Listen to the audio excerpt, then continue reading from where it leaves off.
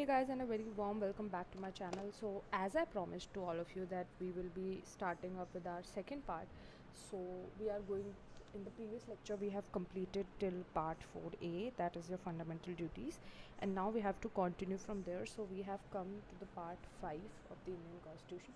So in this, what we have to do is we have to study about the president, vice president, high court, supreme court. We have like lots and lots of parts. Not too much is left, but yeah, we have parts ahead of it. So we are going to be starting up from this. So before starting, I wanted to tell you that this is part 2 of the previous video that we have been doing, and in the previous part 1 we have completed till part 4 of the constitution. Okay, and this is the part 2 of the crash course video on Indian polity. So as I told you, this is for all the different kinds of government exams. Okay, and we will be completing this complete Indian polity in this part itself. Okay, so now without any further ado, let's begin. So we'll beginning with the part 5. So first thing we have to understand is the prime minister. So this prime minister has been mentioned in article 52 of the Indian constitution. Okay, and currently we have the 14th president. Okay, now second thing that you have to remember is article number 53. Article 53 states that the president of India is the head executive, but he is the uh, de jure head. De jure head means who is not the real head, and in the simple language it's called as nominal head. Okay, I hope that this much is clear. Now this is what an article 53 mentions. Then article 54 mentions about the election of president. Okay,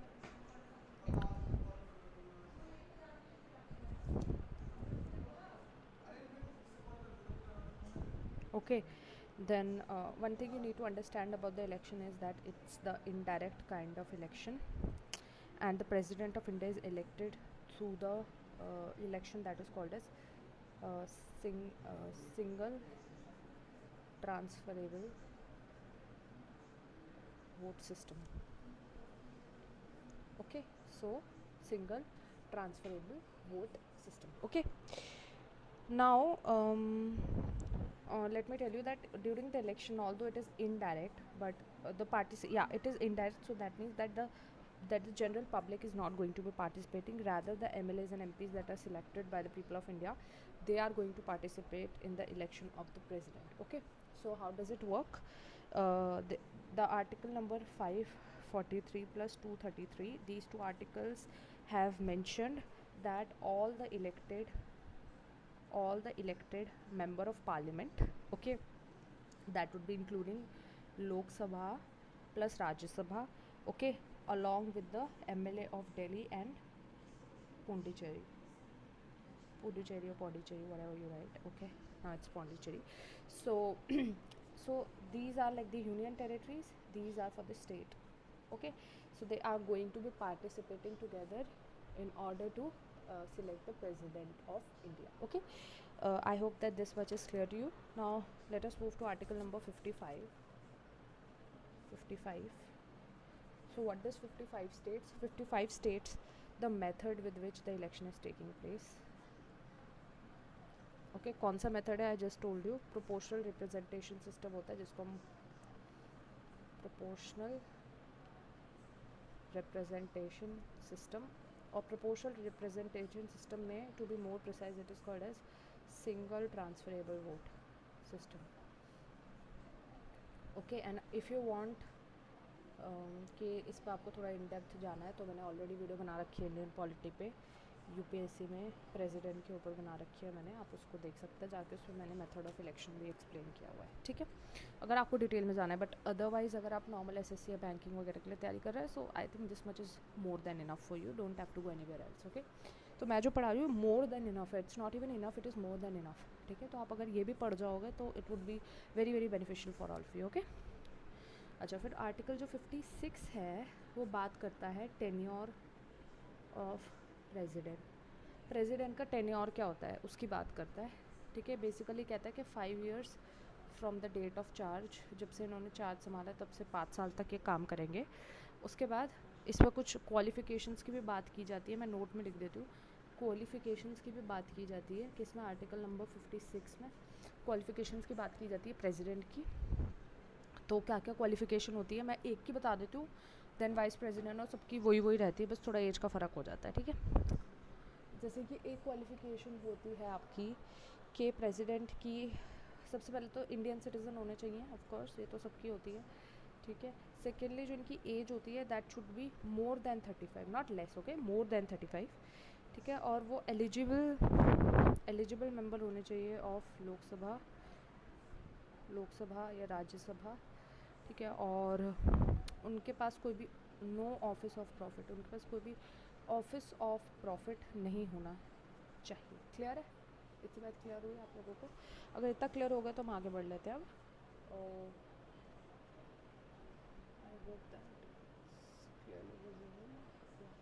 ठीक है, तो इतना clear हो रहा है तो हम आगे बढ़ते हैं। 57 की बात कर लेते हैं। आर्टिकल 57 कहता है कि कितने नंबर ऑफ़ टाइम्स प्रेसिडेंट को इलेक्ट किया जा सकता है। तो एनी नंबर ऑफ़ टाइम्स कोई रिस्ट्रिक्शन नहीं होता है, any number of times president को इलेक्ट किया जा सकता है, ठीक है। I hope you are making the notes. अब मैं थोड़ा ज़्यादा लिख रही हूँ बिकॉज अब मेरे को हैंड रिटन है तो मेरे को कोई इशू नहीं होता हैंड रिटन में। On the computer there is a issue of writing because अभी मेरे पास पेन वगैरह नहीं है, ठीक है। इतना क्लियर हो रहा है? कुछ सिक्योरिटी डिपॉजिट्स की बात होती है तो I think it's not that important. 57 में ही और भी चीज़ मेंशन की गई है, ठीक है। क्या मेंशन की गई है कि एक तो मैंने आपको बताया था कि कोई कितने भी number of times president elect किए जा सकते हैं, ठीक है। दूसरी चीज़ जो कि मेंशन की गई है वो ये है कि जब भी प्रेसिडेंट की पोस्ट वेकेंट होएगी, जब भी ये वेकेंट होएगी तो क्या होगा, इनकी जगह पे कौन काम करेंगे? Vice president. वाइस प्रेसिडेंट की भी वेकेंट होएगी तो चीफ जस्टिस एक्ट करेंगे। कैसे? एक्टिंग प्रेसिडेंट, जब तक कि न्यू प्रेसिडेंट इलेक्ट नहीं हो जाते, ठीक है। तो ये आपको थोड़ा सा याद रखना पड़ेगा कि कौन नहीं होएगा तो कौन आएगा, ठीक है। तो प्रेसिडेंट नहीं होएगा तो वाइस प्रेसिडेंट आएगा, वाइस प्रेसिडेंट भी नहीं होगा तो चीफ जस्टिस ऑफ इंडिया आएगा, ठीक है। आई होप इतना क्लियर हो गया। अब हम आगे बढ़ लेते हैं। Article number 61, this is very important. इसका आर्टिकल नंबर भी आपको याद रखना इंपॉर्टेंट है, ठीक है। इसमें हम किसकी बात कर रहे हैं? इम्पीचमेंट की बात कर रहे हैं, इम्पीचमेंट ऑफ प्रेसिडेंट। तो प्रेसिडेंट का इम्पीचमेंट का जो प्रोसीजर होता है उसमें लोकसभा भी इन्वॉल्व होती है, राज्यसभा भी इन्वॉल्व होती है, ठीक है। स्टार्ट कहाँ पे होता है? स्टार्ट होता है लोकसभा में, जिसमें कि 1/4 को एग्री करना पड़ता है, ठीक है। उसके बाद यहाँ पे पास करना पड़ता है। देखो, एक एग्री है, फिर पास करना पड़ता है 2/3 को, ओके। 2/3 को पास करना पड़ता है, ठीक है। फिर उसके बाद हो जाएगा किसके पास? राज्यसभा के पास। राज्यसभा में भी 1/4 को एग्री करना पड़ेगा, 2/3 को पास करना पड़ेगा, ओके बोलना पड़ेगा, ठीक है। तो ये स्पेशल मेजॉरिटी होती है। Special majority, types of majority भी मैंने पढ़ाया हुआ है, ठीक है। आप चेकआउट कर सकते हैं, मैंने डिटेल्ड बताया हुआ है प्रेसिडेंट के कि किस तरीके से मेजॉरिटी और ये सब चलता है, तो आप उसको भी देख सकते हैं, ठीक है। तो ये होगा, लेकिन एक चीज़ आपको नोट करनी है कि 14 डेज़ का प्रायर नोटिस होता है, ठीक है। 14 डेज़ का प्रायर नोटिस होता है। नोटिस आपको पहले थमाना पड़ेगा प्रेसिडेंट को, ठीक है, तभी होगा। और स्पेशल मेजॉरिटी नीडेड होती है, स्पेशल मेजॉरिटी नीडेड होती है, ठीक है। जब राज्यसभा ओके करेगी तभी ये बिल माना जाएगा, ठीक है। स्पेशल मेजॉरिटी नीडेड होगी, 14 डेज़ का प्रायर नोटिस नीडेड होगा। और क्या रीज़न क्या हो सकता है? रीज़न हो सकता है क्या कि मतलब unable to protect the constitution of India, तो that would be the reason, ठीक है, ओके। तो उसी रीज़न के उसी बिहाफ पे हम लोग उनको रिमूव कर सकते हैं, ओके। तो unable to protect the constitution और guard the constitution, because president of India को गार्डियन ऑफ इंडियन कॉन्स्टिट्यूशन भी कहा गया है। तो अगर वो वही जॉब नहीं कर पाएंगे तो उनको फिर अनफिट माना जाएगा, ठीक है। उसके बाद कुछ पावर्स होती हैं जिसको हम डिस्क्रिशनरी पावर्स भी बोलते हैं। Might be my spelling wrong हो सकती है,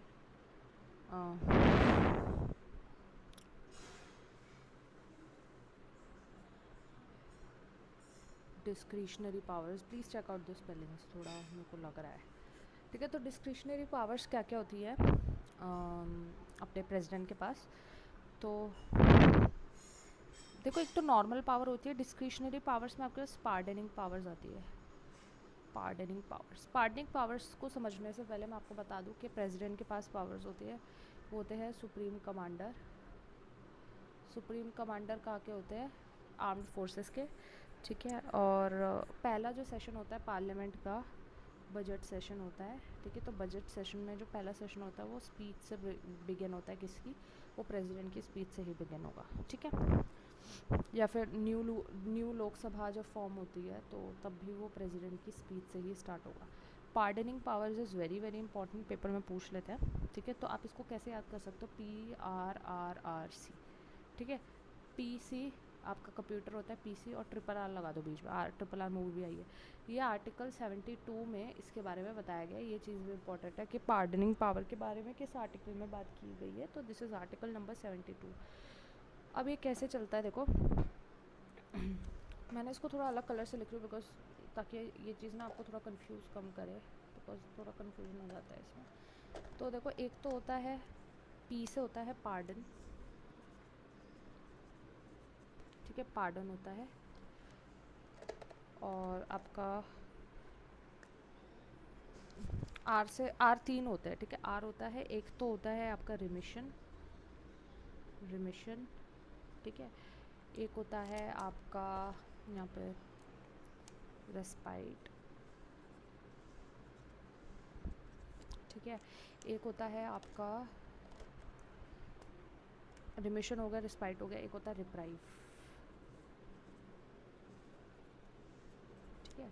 और एक क्या होता है आपका, एक होता है आपका लास्ट वाला जो कि C से होता है, this is called as commute, COMMUTE, commute, ठीक है। अब हम इसको समझते हैं कि इसका क्या मतलब होता है, ठीक है। ये बहुत इंपॉर्टेंट चीज़ है, मैं बता रही हूँ आपको, फिर से थोड़ा कन्फ्यूजन लगेगा आपको RRR वाला part specially, but you have to remember it. तो मैं बता दूँगी कैसे रिमेंबर कर सकते हो आप, ठीक है। तो सबसे पहले पार्डन, पार्डन में आप ज़ीरो याद कर सकते हो, किसी को भी क्षमा कर देना। पार्डन तो इज़ अ इंग्लिश वर्ड, तो आप लोग इससे डिराइव कर ही सकते हो मीनिंग, कि पनिशमेंट को कम्प्लीटली ज़ीरो कर देना। कोई भी पनिशमेंट है उसको कम्प्लीटली ज़ीरो कर देना इज़ कॉल्ड एज पार्डन, ठीक है। उसके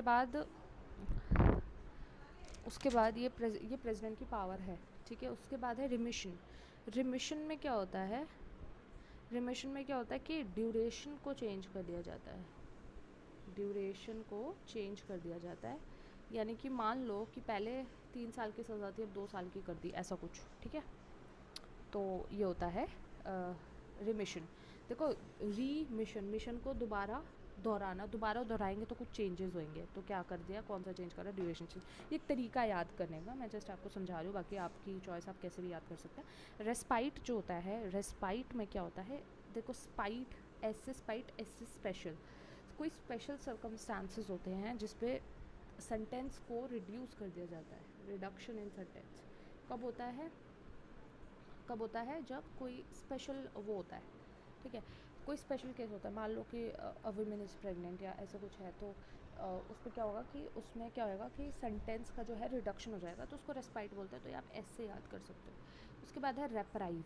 रेप्राइव, अब एक ही प्राइव बचा, ठीक है, रेप्राइव एक ही बचा, तो इस पर क्या होता है? Delay, delay in execution. तो एग्जीक्यूशन में थोड़ा सा डिले कर देना is what is called as reprieve. उसके बाद अब बचा कम्यूट। कम्यूट में क्या होता है? C से कम्यूट, C से character change, change of character, ठीक है। तो अगर मान लो कोई किसी मतलब इसमें इंसान का नेचर नहीं हो रहा है, प्लीज़ रिमेंबर दिस, इसमें नेचर किसका चेंज हो रहा है? सेंटेंस का, ठीक है। मान लो पहले डेथ सेंटेंस था, अब लाइफ प्रिजन कर दिया, तो थोड़ा सा कम कर दिया, ठीक है। तो ये चीज़ भी हो सकता है। तो ये जो है, ये कुछ डिस्क्रिशनरी पावर्स है प्रेसिडेंट के, बहुत इंपॉर्टेंट है, आपको ये पता होनी चाहिए, पेपर में आ जाती है, कंसेप्ट एटलीस्ट पता होना चाहिए। ये पता होना चाहिए कि आर्टिकल 72 इसकी बात करता है, ठीक है। Okay, so moving on forward, now let's talk about the vice president. Okay, so whenever I'm talking about the vice president, so it is mentioned in article number 63, okay, that there shall be a vice president of India. Okay, then article 64 says that the vice president should be ex officio chairman of Rajya Sabha. This is very important, okay, because this is asked in exam. Rajya Sabha में जो हमारे speaker आप बोल लेते एक तरीके से, और एक्स ऑफिशियो चेयरमैन जो होते हैं वो हमारे वाइस प्रेसिडेंट ही होते हैं, ठीक है। ये इनका भी इनडायरेक्ट इलेक्शन होता है, ठीक है, इनडायरेक्ट इलेक्शंस होते हैं इनके भी। अभी हम इलेक्शंस की भी बात कर लेंगे, ठीक है। और इन्हें सिर्फ और सिर्फ मेंबर्स ऑफ पार्लियामेंट वो करेंगे, इलेक्ट करेंगे। MLAs are not going to be electing them, okay. उसके बाद है क्वालिफ़िकेशंस, कुछ क्वालिफ़िकेशन समझ लेते हैं इनकी। जब हम क्वालिफ़िकेशंस की बात करेंगे तो इसमें आ जाएगा सबसे पहले इंडियन होने चाहिए, and the qualifications are like similar to that of president. तो अगर मैंने आपको एक समझा दिया तो आपको एक तरीके से सारी समझ आ जाएंगी। कोई ऑफिस ऑफ प्रॉफिट नहीं होना चाहिए, कोई भी ऑफिस ऑफ प्रॉफिट नहीं होना चाहिए। उसके बाद जो एज होती है वो होनी चाहिए ज़्यादा के 35 ईयर्स से ज़्यादा होनी चाहिए, और वो राज्यसभा मेंबर बनने के लिए एलिजिबल होने चाहिए, ठीक है। राज्यसभा मेंबर बनने के लिए वो एलिजिबल होने चाहिए। आई होप दैट इतना आपको समझ आया, ठीक है। उसके बाद टेन्योर पढ़ लेते हैं। टेन्योर कितना होता है? टेन्योर इनका 5 ईयर्स का होता है, ठीक है। और ओथ इनको कौन दिलवाता है? ओथ्स आर इम्पॉर्टेंट, कभी कभी क्वेश्चन आ जाता है कि कौन किसको ओथ दिलवाता है। तो इस केस में वाइस प्रेसिडेंट को प्रेसिडेंट ओथ दिलवाते हैं, ठीक है। प्रेसिडेंट वाइस प्रेसिडेंट को ओथ दिलवाते हैं, ठीक है, ओके। अब हम वैकेंसीज पढ़ लेते हैं। अगर कोई वैकेंसी है उनके पोस्ट में, तो किसके पोस्ट में? वाइस प्रेसिडेंट के पोस्ट में। तो इलेक्शंस होने चाहिए एज़ अर्ली एज़ पॉसिबल, ठीक है, एज़ अर्ली एज़ पॉसिबल, ठीक है। अगर मान लो प्रेसिडेंट ऑफ इंडिया की भी खाली है, वाइस प्रेसिडेंट की भी खाली है, तो फिर क्या आएगा? कौन आएगा? Chief justice of India as acting president. ये मैंने आपको भी थोड़ी देर पहले भी बता दिया था। उसके बाद है रिमूवल। तो रिमूवल में कैसे होगा? वैसा ही कुछ है जैसा प्रेसिडेंट का होता है। 14 डेज़ का प्रायर नोटिस होना चाहिए, ठीक है। और इफ़ेक्टिव मेजॉरिटी, उसमें स्पेशल थी, इसमें इफ़ेक्टिव मेजॉरिटी होनी चाहिए। टाइप्स ऑफ मेजॉरिटीज़ पे मैंने अगेन वीडियो बना रखा है, पहले से ही डेप्थ में पढ़ रखा है हम लोगों ने। तो इफ़ेक्टिव मेजॉरिटी जो होती है, इसका मैं फॉर्मूला लिख देती हूँ, T-V/2+1। ये पढ़ सकते हो आप, इट्स नॉट दैट इम्पॉर्टेंट, ठीक है। लेकिन आपको थोड़ा सा आइडिया होना चाहिए कौन कौन सी मेजॉरिटीज़ होती हैं। तो आप एक बार वो वीडियो चेकआउट कर लेना, ठीक है, मेरी पॉलिटी की प्लेलिस्ट में ही होगी, तो वो एक बार चेकआउट कर लेना। और उसके बाद राज्यसभा में इफ़ेक्टिव मेजॉरिटी से पास होना चाहिए, और लोकसभा में ओनली एग्रीइंग चलता है कि they have to only agree. Main thing is in Rajya Sabha, जहाँ पर इफ़ेक्टिव मेजॉरिटी से वो हो जाना चाहिए, ठीक है। इतनी बात क्लियर हो गई। तो ये था हमारा वाइस प्रेसिडेंट का। अब हम पढ़ लेते हैं काउंसिल ऑफ मिनिस्टर्स के बारे में, ठीक है। काउंसिल ऑफ मिनिस्टर्स, तो देखो इसके अंदर 3 आते हैं। इसमें आता है एक तो कैबिनेट मिनिस्टर, जो कि टॉप के होते हैं एकदम, कैबिनेट मिनिस्टर, और सबसे लेस इन नंबर होता है। फिर होता है मिनिस्टर ऑफ स्टेट, और इसमें मिनिस्टर ऑफ स्टेट में इंडिपेंडेंट चार्ज होता है, ठीक है। और एक होते हैं आपके थर्ड, ऐसा बना दूँ मैं, थर्ड होता है आपके डेप्यूटी मिनिस्टर या minister of state dependent charge, ठीक है, ये होते हैं। अच्छा, अब हम आर्टिकल 74 पे आ रहे हैं। आर्टिकल 74 कहता है कि हेड जो होते हैं काउंसिल ऑफ मिनिस्टर्स के, वो कौन होते हैं? हमारे प्राइम मिनिस्टर होता है, ठीक है। आर्टिकल 75 क्या कहता है कि जो प्राइम मिनिस्टर ऑफ जो प्रेसिडेंट ऑफ इंडिया हैं वो अपॉइंट करेंगे प्राइम मिनिस्टर को, ठीक है। और जो प्राइम मिनिस्टर के एडवाइस पर प्रेसिडेंट ऑफ इंडिया अपॉइंट करेंगे किसको? काउंसिल ऑफ मिनिस्टर को, ठीक है, क्लियर। तो जो अपने प्रेसिडेंट ऑफ इंडिया है वो अपॉइंट करेंगे प्राइम मिनिस्टर को। प्राइम मिनिस्टर के एडवाइस पे प्रेसिडेंट ऑफ इंडिया अपॉइंट करेंगे काउंसिल ऑफ मिनिस्टर को। इट डजंट मीन कि प्रेसिडेंट ऑफ इंडिया अपनी मर्ज़ी से प्राइम मिनिस्टर को वो कर रहे हैं, अपॉइंट कर रहे हैं।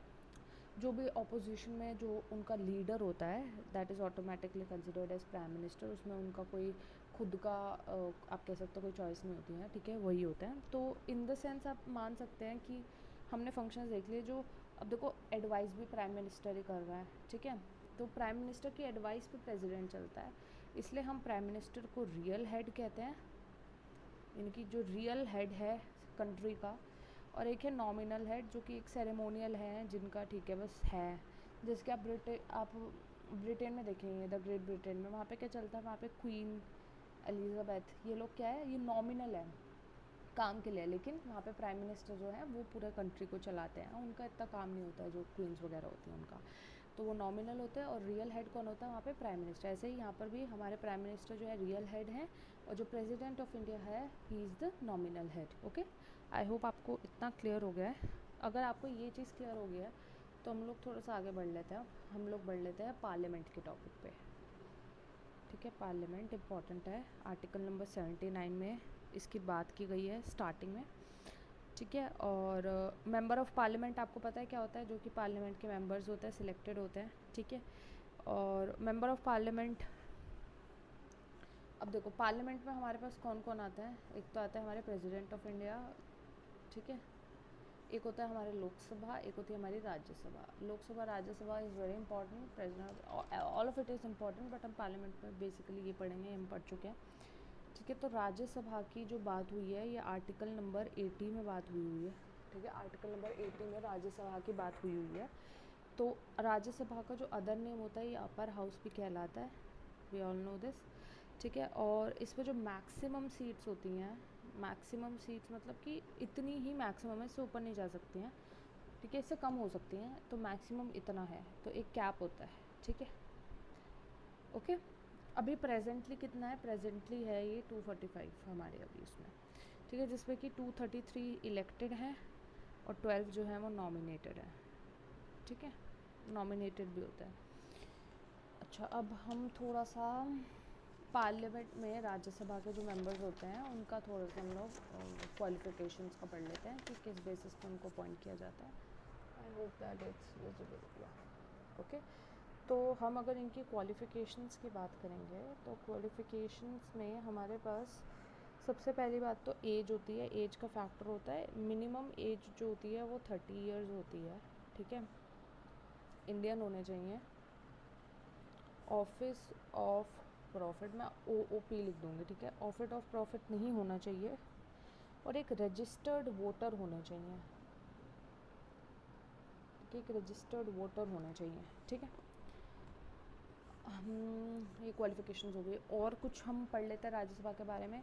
हम ये कहते हैं कि एक परमानेंट हाउस है, परमानेंट हाउस मतलब कि ये डिज़ोल्व नहीं किया जा सकता, it is going to be permanent, okay. और हर 6 साल में, हर 6 साल में 1/3 मेंबर्स ऑफ पार्लियामेंट की रिटायरमेंट हो जाती है, ठीक है। ये कुछ इस तरीके से फॉर्मुलेटेड है कि एक पर्टिकुलर टेन्योर होता है 6 साल का, और 6 साल में जो प्रॉपर स्ट्रेंथ होगी उसके 1/3 जो हैं वो रिटायर हो जाएंगे, और फिर उस 1/3 सीट्स पे इलेक्शंस होंगे, नए आ जाएंगे, फिर नेक्स्ट बैच ऑफ 1/3 रिटायर होगा, फिर इलेक्शंस होंगे, नए आएंगे। तो इस तरीके से वो साइकिल कंटिन्यू होता रहता है, ठीक है, ओके। और आप क्या इसमें पढ़ सकते हैं, रिमूवल पढ़ लीजिए, रिमूवल कैसे हो सकता है, ठीक है। तो रिमूवल कैसे हो सकता है, एक तो एक कंसेप्ट होता है डिप्यूटी चेयरमैन का। आपको पता है एक्स ऑफिशियो चेयरमैन कौन है, हमारे वाइस प्रेसिडेंट, ठीक है। डेप्यूटी डेप्यूटी चेयरमैन भी होता है जो कि वाइस प्रेसिडेंट के नीचे होते हैं उनकी पोस्ट, ठीक है। तो ये आपको पता होना चाहिए। इनका जो रिमूवल होता है ये वाइस प्रेसिडेंट की तरह ही होता है, जैसे वाइस प्रेसिडेंट का रिमूवल होता है सेम ही इनका होता है रिमूवल, ठीक है। उसके बाद कुछ स्पेशल पावर्स होती हैं इनके पास, किनके पास, राज्यसभा के पास एक स्पेशल पावर होती है। एक होता है AIS, that is Akhil, sorry ABS, Akhil Bharatiya सेवाएं, अखिल भारतीय सेवाएं, जो कि आर्टिकल नंबर 312 के अंडर आती हैं, ठीक है, जिसके अंदर हमारे IPS, IAS और Indian forest service, not foreign, okay, foreign central service है, तो ये सब का कंट्रोल रहता है। ठीक है, इस पर डिसीजन मेकिंग एक्सेट्रा होता है, ठीक है। और हमारे पास एक आर्टिकल आता है 249, ये आर्टिकल्स याद रखना, एक तो 312, एक 249, ये स्पेशल पावर्स में आ रहा है, ठीक है, तो इम्पॉर्टेंट हो जाता है। क्या कर सकते हैं लोग, जो स्टेट लिस्ट के सब्जेक्ट है, ठीक है, जो भी स्टेट लिस्ट के सब्जेक्ट है उसको सेंट्रल लिस्ट में, सेंट्रल को not list but central gets the right, वो कुछ टाइम के लिए कुछ सर्कमस्टेंसेस के अंदर उनको राइट मिल जाता है कि वो स्टेट लिस्ट पर भी मतलब स्टेट लिस्ट को भी वो लोग कंट्रोल कर सकें। तो वो राइट कौन दे सकता है, सिर्फ राज्यसभा दे सकती है, ठीक है। वहाँ पे बिल पास होगा, रेजोल्यूशन पास होगा, तभी वाला राइट मिलेगा, नहीं तो इट्स नॉट पॉसिबल, ठीक है। तो ये सब बात हो गई हमारे राज्यसभा की। Now let's talk about Lok Sabha. Lok Sabha, ठीक है, Lok Sabha is the lower house, और not the lower house but it is called as house of people, ठीक है, हाउस ऑफ पीपल। तो house of people is a better term, वैसे लोअर हाउस भी लोग बोल देते हैं, बट आई वुड प्रेफर कि आप हाउस ऑफ पीपल बोलें, ठीक है। इसकी बात की गई है आर्टिकल नंबर 81 में, ठीक है। हम लोग 80 तक आ गए थे, अब हम 81 पे आ रहे हैं। आर्टिकल नंबर 81 में इस चीज़ की बात की गई है, ठीक है। उसके बाद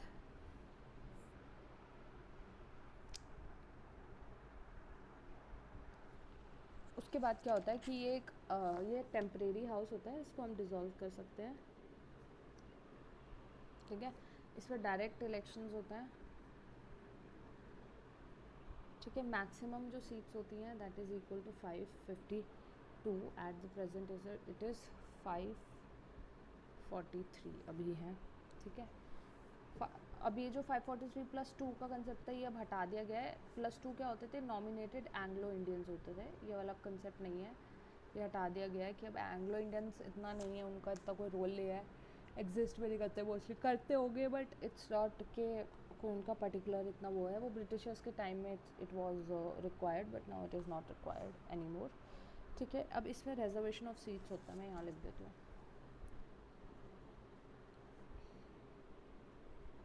रिजर्वेशन होता है, कैसे होता है, इसमें जो एससी होते हैं उनकी 84 सीट्स रिजर्व होती हैं, एसटी की 47 सीट्स रिजर्व होती हैं, ठीक है। टोटल एससी एसटी की अगर हम देखें तो 131 हो जाएगा, 131 सीट्स, ठीक है। तो ये चीज़ इंपॉर्टेंट है, ये आपको याद रखनी होती है कि 131 सीट्स रिजर्व होती है एससी एसटी के लिए, ठीक है, ओके। करेंटली 17th नंबर की लोकसभा है हमारे पास, ठीक है, करेंट में।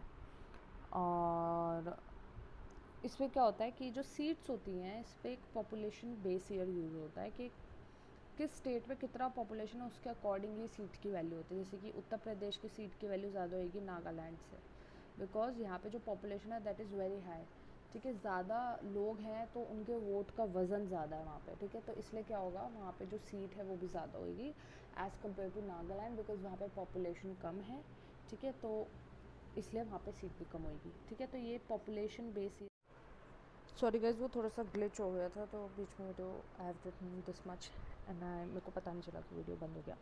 Okay, so the thing was that हमने अभी पढ़ा कि पॉपुलेशन जो होता है और पॉपुलेशन के अकॉर्डिंग ही लोकसभा में सीट्स डिसाइड होती है, ठीक है। उसके लिए एक बेस ईयर रखा जाता है कि उस पर्टिकुलर ईयर में क्या पॉपुलेशन थी, यूपी की ज़्यादा थी, नागालैंड की कम थी, तो इसलिए अकॉर्डिंगली सीट्स को डिसाइड किया जाता है, ठीक है।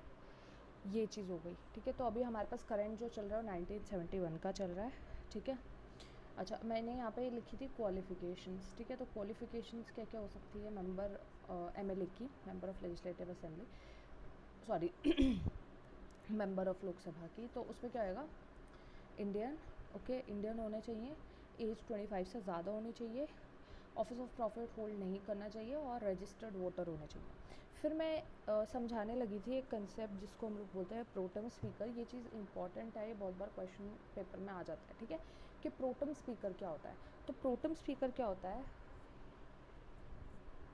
प्रोटम स्पीकर होता है, ये एक मेंबर ही होता है लोकसभा का, ठीक है। इसको प्रेसिडेंट ऑफ इंडिया जो है वो अपॉइंट करते हैं, और ये क्या करता है, स्पीकर से नीचे वाली पोस्ट होगा, जैसे वाइस प्रेसिडेंट से नीचे वाइस प्रेसिडेंट, ठीक है, तो उनका काम संभालने का जब वो प्रेजेंट नहीं होंगे, so it is something like that pro tem speaker, ठीक है। प्रोटम स्पीकर जो लोकसभा स्पीकर होते हैं उससे नीचे होते हैं प्रोटम स्पीकर, ठीक है। और इनके जो रेजिग्नेशन होते हैं वो स्पीकर ऐसे चलता है, देखो प्रोटम जो आपका स्पीकर है नॉर्मल वाला, वो प्रोटम स्पीकर को अपना रजिस्ट्रेशन देगा, रेजिग्नेशन देगा, और प्रोटम स्पीकर जो है स्पीकर को अपना रेजिग्नेशन देगा, ठीक है। रिमूवल कैसे हो सकता है? रिमूवल का प्रोसेस जो होता है, रिमूवल करने के लिए मेंबर्स ऑफ पार्लियामेंट, मेंबर्स जो होंगे उनमें जो इफ़ेक्टिव मेजॉरिटी यूज़ होएगी, ठीक है, इफ़ेक्टिव मेजॉरिटी का यूज़ होएगा और 14 डेज़ का प्रायर नोटिस होगा, ठीक है, ये बात है, ठीक है। तो थोड़ा सा स्पेशल पावर्स और पढ़ लेते हैं। एक टॉपिक लोकसभा का है, स्पेशल पावर्स ऑफ लोकसभा, ठीक है।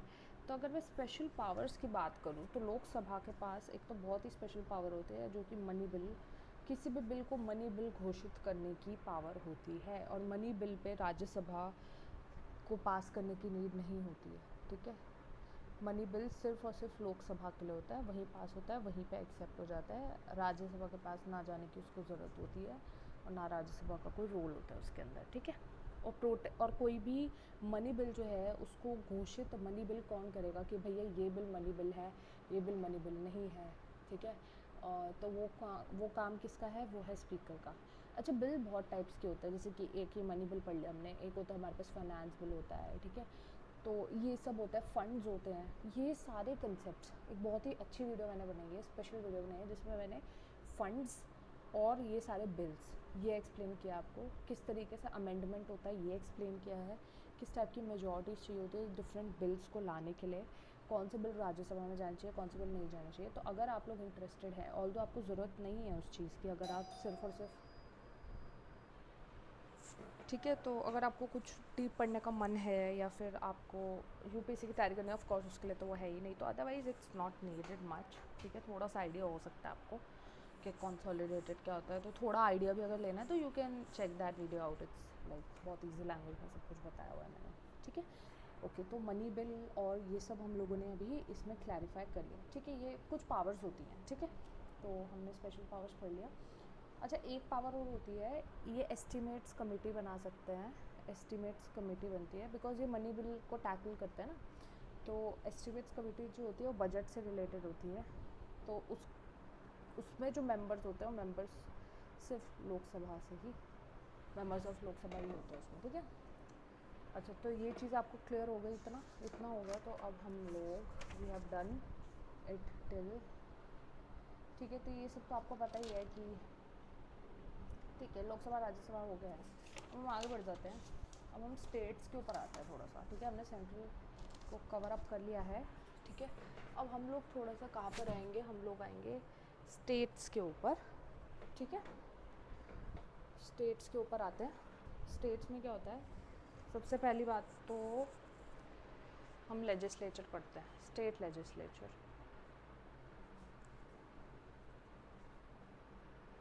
स्टेट लेजिस्लेचर में क्या होता है, ये सबसे पहले तो पार्ट 6 में इसकी बात की जाती है, हमारे कॉन्स्टिट्यूशन के पार्ट 6 में, ठीक है। आर्टिकल 152 से लेकर ये 237 तक होता है, ठीक है। इसमें क्या होता है, देखो मैं आपको एक याद करने की एक ट्रिक होती है कि आप कैसे गवर्नर और चीफ मिनिस्टर और इन सब में, और प्रेसिडेंट वाइस प्रेसिडेंट, इन सब चीज़ों में आपको कोई कन्फ्यूजन ना बैठे, ठीक है। उसमें आप क्या, देखो आप, हमारे पास होता है एक तो सेंटर, एक होता है हमारे पास स्टेट, ठीक है। तो जो सेंटर होता है वहाँ पे प्रेसिडेंट होता है, सिमिलरली स्टेट में प्रेसिडेंट की तरह ही होता है गवर्नर। अगर मैं एक कोरिलेशन बनाऊँ ना, आपको अच्छे से चीज़ें समझ में आएंगी, ठीक है। सेंटर में होता है प्राइम मिनिस्टर, यहाँ पे होता है चीफ मिनिस्टर, ठीक है। सेंटर में होती है लोकसभा, स्टेट में होती है विधानसभा या फिर लेजिस्लेटिव असेंबली, ठीक है। राज्यसभा होती है सेंटर में, और उसके बजाय यहाँ पर क्या होती है, विधान परिषद या फिर लेजिस्लेटिव काउंसिल, ठीक है। ये आर्टिकल 170 में बोला जाता है इसके बारे में, इसके बारे में 169 में बोला जाता है। यहाँ पे ये 81 पे होता है, और 80 पे होता है, ठीक है। अच्छा, यहाँ पे पार्लियामेंट होती है, यहाँ पे क्या होती है, स्टेट लेजिस्लेटिव असेंबली, ठीक है। स्टेट लेजिस्लेचर आप बोल लो, नॉट असेंबली, क्योंकि असेंबली तो ही होगा, स्टेट लेजिस्लेचर, ठीक है। यहाँ पे अटॉर्नी जनरल ऑफ इंडिया होता है, अटॉर्नी जनरल ऑफ इंडिया होते हैं। यहाँ पे एडवोकेट जनरल होता है। अच्छा, ये क्या होता है अटॉर्नी और एडवोकेट जनरल, ये क्या करता है, ये गवर्नमेंट को डिफेंड करता है, लीगल लॉयर्स होते हैं, ठीक है। तो एक ही होता है एडी, उसके बाद एक तो अटॉर्नी जनरल होता है, फिर एक सॉलिसिटर जनरल होता है, फिर एक एडिशनल सॉलिसिटर जनरल होगा। ये सबसे टॉप पे होता है, उससे नीचे होता है solicitor general, additional solicitor general उससे भी नीचे होता है। तो एक लीगल टीम होती है जो कि बेसिकली गवर्नमेंट को डिफेंड करती है किसी भी केस में। यहाँ पर होता है एडवोकेट जनरल जो कि स्टेट को करेगा, ठीक है। यहाँ पे सुप्रीम कोर्ट की पावर होती है, स्टेट में हाई कोर्ट की पावर होती है। हाई कोर्ट हमारा 214 में उसकी बात होती है, इसकी 124 में बात होती है, ठीक है। तो ये कुछ डिफरेंसेस हैं। इससे क्या होगा ना कि आप लोगों को एक क्लैरिटी मिल जाएगी कि पैरेलली वर्क करते हैं दोनों, ठीक है। इसमें जो प्रेसिडेंट होता है उसका, उसके जैसा कुछ कुछ रोल होता है गवर्नर का, ठीक है। तो उससे आप कोरिलेट कर सकते हो इसको इजीली, ठीक है।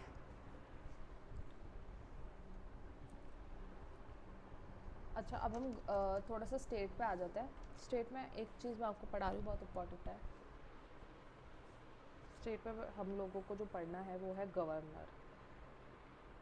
गवर्नर, तो जो गवर्नर हैं स्टेट के हेड एग्जीक्यूटिव होते हैं। जैसे कि सेंटर के हेड एग्जीक्यूटिव कौन होते हैं, हमारे प्रेसिडेंट।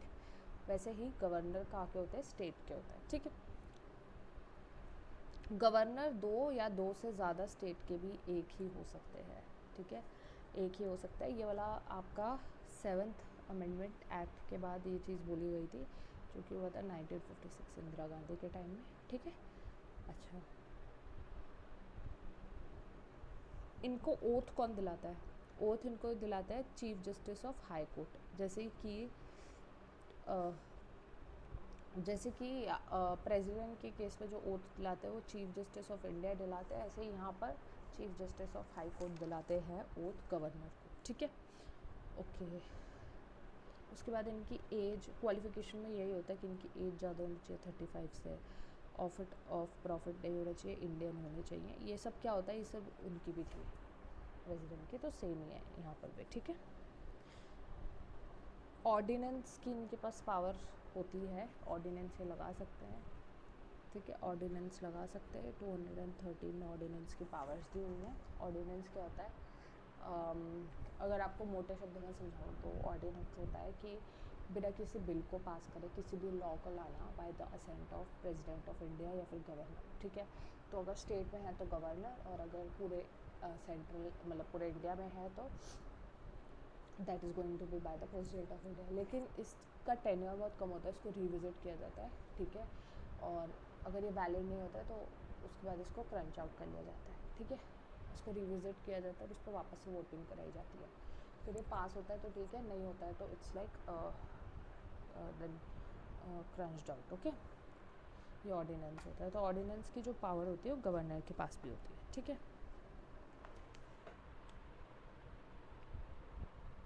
उसके बाद है हमारे पास जैसे कि मैंने आपको बताया था कि कुछ स्पेशल पावर्स थी प्रेसिडेंट ऑफ इंडिया की, गवर्नर के पास भी पार्डनिंग पावर्स होती हैं। पार्डनिंग पावर्स में क्या होता है कि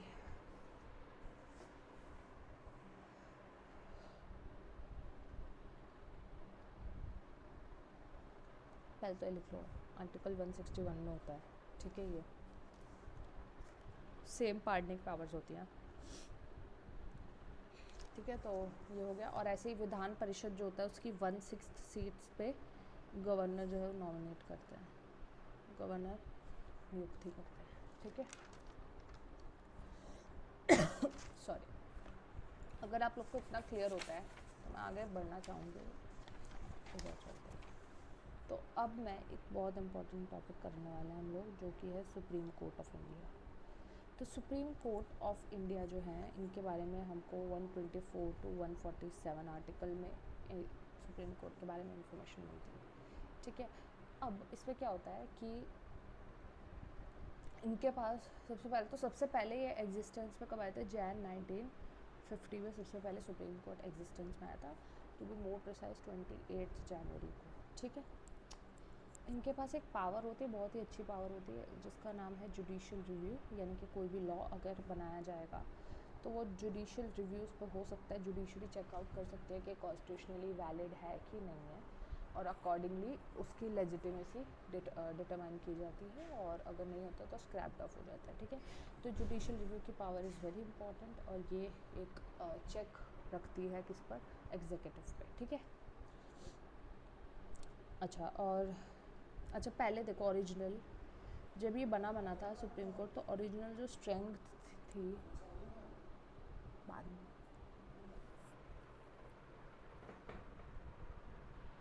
ठीक है, तो उस टाइम पे क्या था, स्ट्रेंथ सिर्फ 8 थी, लेकिन अभी के टाइम में 34 है। नाउ द स्ट्रेंथ इज़ 34, जिसमें भी 33 + 1 है, एक तो 1 तो कौन है, अपने चीफ जस्टिस हो गए, और बाकी 33 सुप्रीम कोर्ट के जजेस हैं, ठीक है।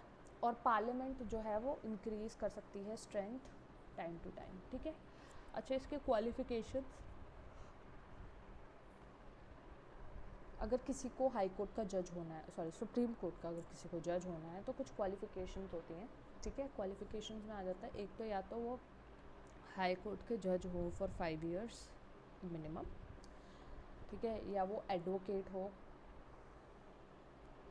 Of high court minimum 10 years, okay. Then कोई भी डिस्टिंग्विश्ड ज्यूरी हो, जो कि अब मैटर नहीं करता, बिकॉज अब ज्यूरी नहीं होती, पहले ज्यूरीज होती थी ब्रिटिशर्स के टाइम में, तो इट्स नॉट वैलिड नाउ। कोई मिनिमम एज नहीं है, नो मिनिमम एज, कोई भी एज नहीं है, ठीक है, लेकिन ये वैलिडिटीज़ होनी चाहिए, ठीक है।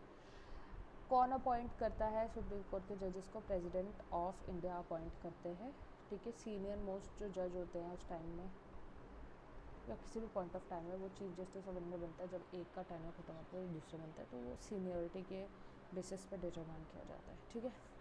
एक सिस्टम होता है कॉलेजियम सिस्टम। कॉलेजियम सिस्टम में क्या होता है कि ये एक जजेस का पैनल होता है, और वो डिसाइड करता है कि कौन सा जज कहाँ लगेगा। हाई कोर्ट में भी होता है, सुप्रीम कोर्ट में भी होता है, ठीक है, जिसको बहुत बार एग्जीक्यूटिव इसके अगेंस्ट जाता है और बोलता है कि नहीं, कॉलेजियम सिस्टम नहीं एग्जिस्ट करना चाहिए, बट जो अपना जुडिशरी है वो कहते हैं नहीं, एग्जिस्ट करना चाहिए, तो it's a debate, okay. Impeachment कब हो सकती है जजेस की, इम्पीचमेंट कब हो सकती है, प्रोवन मिसबिहेवियर के बेसिस पे, ठीक है। आपने अभी जस्टिस गोगोई का केस पढ़ा होगा रिसेंटली, तो इफ़ यू डिडंट तो आप उसको एक बार चेकआउट कर सकते हैं, तो इम्पीचमेंट से रिलेटेड उसमें बात है, ठीक है। अच्छा, कुछ इंपॉर्टेंट पावर्स डिस्कस कर लेते हैं, पावर्स, ठीक है। इंपॉर्टेंट पावर्स में एक तो आर्टिकल नंबर 131 आएगा आपका। 131 कहता है कि जब भी स्टेट वर्सेस स्टेट हो रहा है, या central government versus state government का अगर कोई भी केस है, तो डायरेक्टली सुप्रीम कोर्ट में लाया जा सकता है। इस टर्म को हम लोग क्या बोलते हैं, ओरिजिनल जुरिस्डिक्शन। इस केसेस को डायरेक्टली सुप्रीम कोर्ट में लाया जा सकता है, ठीक है। और रिट्स इशू कर सकते हैं, मैंने आपको जब आर्टिकल 32 डिस्कस कर रहे थे पार्ट 1 में तब बताया था, ठीक है। उसके बाद एक होती है अपीलेट जुरिस्डिक्शन।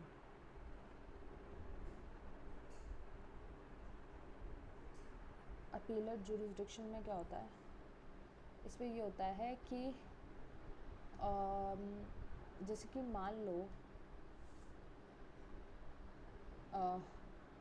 अपील जैसे हम करते हैं, ठीक है, जैसे मान लो कोई भी केस हाई कोर्ट में था, ठीक है, पार्टी इज़ नॉट सेटिस्फाइड, तो वो सुप्रीम कोर्ट में अपील कर सकते हैं, अगर मैटर उनके जुरिस्डिक्शन में आता है तो वो अपील करके आ रहे हैं, so that is what is called as appellate jurisdiction, ठीक है।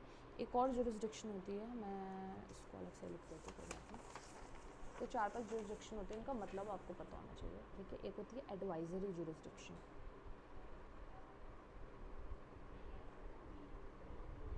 एडवाइजरी जुरिस्डिक्शन में क्या होता है कि जैसे कि मान लो प्रेसिडेंट ऑफ इंडिया ने सुप्रीम कोर्ट से कोई एडवाइस मांगा किसी भी मैटर पे, तो सुप्रीम कोर्ट एडवाइस दे देगी, ठीक है, लेकिन ये जो एडवाइस है ये नॉन बाइंडिंग होगा, इस पे प्रेसिडेंट ऑफ इंडिया पे, मतलब ज़रूरी नहीं है, उन्होंने सिर्फ एडवाइस मांगा है, ज़रूरी नहीं है कि वो उस एडवाइस पे काम करे या ना करे, उस एडवाइस को ले या ना ले, it's completely up to them, ठीक है।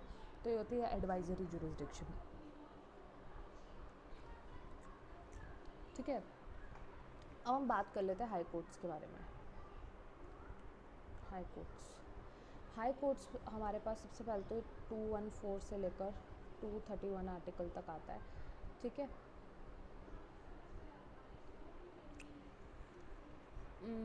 अब आपको पता होगा हाई कोर्ट बहुत पुराने हैं, ठीक है। High court was even before even like before supreme court 1950 में आया। हाई कोर्ट आपके 1868 से ही थे। हाई कोर्ट सब उस टाइम में सबसे बड़ा हाई कोर्ट कौन सा था? इलाहाबाद हाई कोर्ट, ठीक है। आपने हिस्ट्री पढ़ी होगी तो बहुत वैल्यू थी इस चीज़ की, लार्जेस्ट हाई कोर्ट था ये, ठीक है।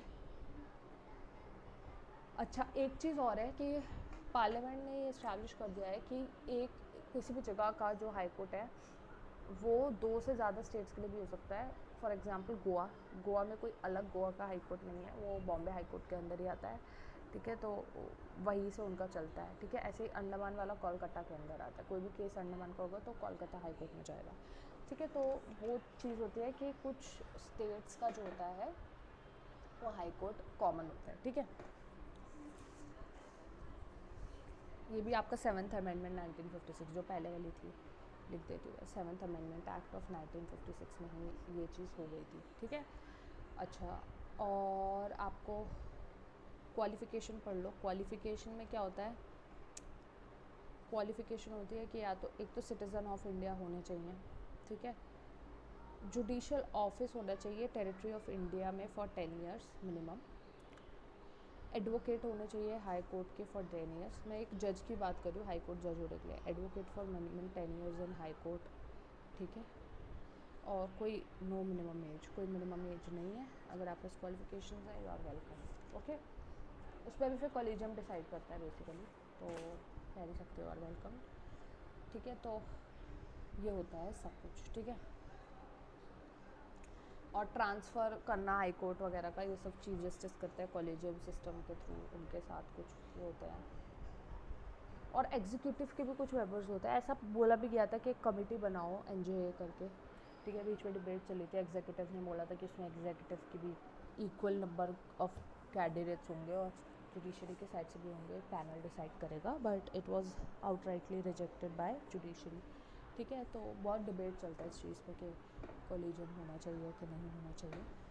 सो इसमें हमको पढ़ने की ज़रूरत नहीं है, लेकिन ये आपको कुछ इंपॉर्टेंट कंसेप्ट बता दिए मैंने।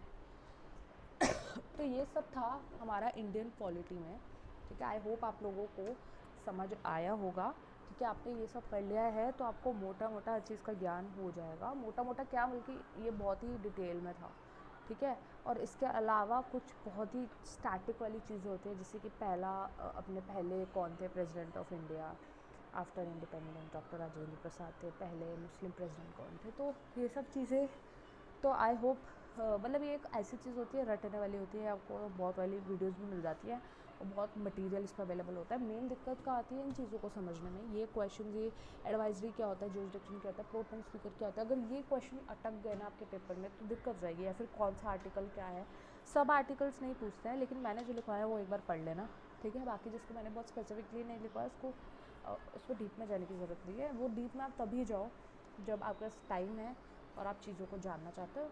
अदरवाइज़ आपको गवर्नमेंट एग्जाम में डीप में जाने की ज़रूरत नहीं है। हाँ, अगर आप यूपीएससी की तैयारी कर रहे हो सो दैट्स कम्प्लीटली डिफरेंट। मैंने यहाँ पे जो भी पढ़ाई यूपीएससी के लिए नहीं है, it's like very basic. UPSC में तो आपको बहुत डीप में जाना पड़ता है, उसके लिए मैंने बहुत सारी वीडियोस ऑलरेडी बना रखी है अगर आपको यूपीएससी की करनी है, और मोर वीडियोस भी आती रहेगी यूपीएससी पे भी। But I wanted to make this because I have suffered myself for this thing, कि मेरे को ऐसे कोई मिला नहीं था अच्छे से क्रैश कोर्स जिसको कोई मेरे को अच्छे से समझा सके, इंपॉर्टेंट चीज़ें समझा सके और फिल्टर्ड चीज़ें समझा सके जो कि पेपर में नहीं आते, उनको फ़िल्टर आउट करके जो इंपॉर्टेंट है वो समझा सके। तो I have collected the information, I have done my research, I have done my made my notes, and मैंने तभी आप ये वीडियो बनाई है।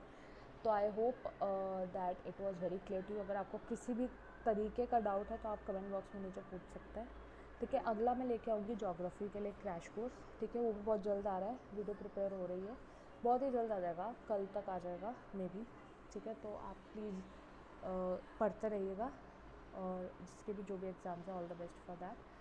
सो thank you so much guys, have a very nice day. और प्लीज़ अभी ज्योग्राफी का आने वाला है, तो स्टे ट्यून्ड, ओके, और बहुत सारी वीडियोज़ आने वाली हैं। So thank you so much guys, have a very nice day, bye, and don't forget to like and subscribe to my channel. Stay safe, stay healthy.